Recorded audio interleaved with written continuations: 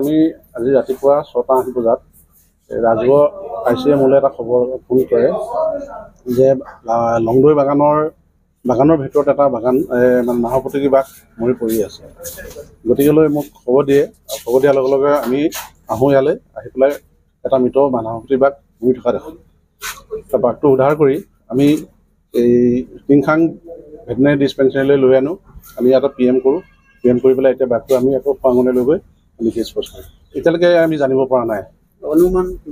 অনুমানিক এতিয়াতো PMৰ হেৰি মতে হয়তো কিবা ভিতৰত কিবা এটা হেৰি হৈছে, প্ৰয়োজন বা তেনেকুৱাটো ধৰিব পৰা নাই। পিছতে গম পাম আমি। এতিয়া তেখেতলোকে যিটো ৰিপৰ্ট দিব তাৰ ওপৰতে বেছ কৰিহে আমি ক'ব পাৰিম। এতিয়া আমি এতিয়া জানিব পৰা নাই। বাঘ মানে এতিয়াতো আমি তেনেকৈ মাজে মাজে খবৰ পাই থাকোঁ নাহৰফুটুকী বাঘ ওলাই থাকে বুলি।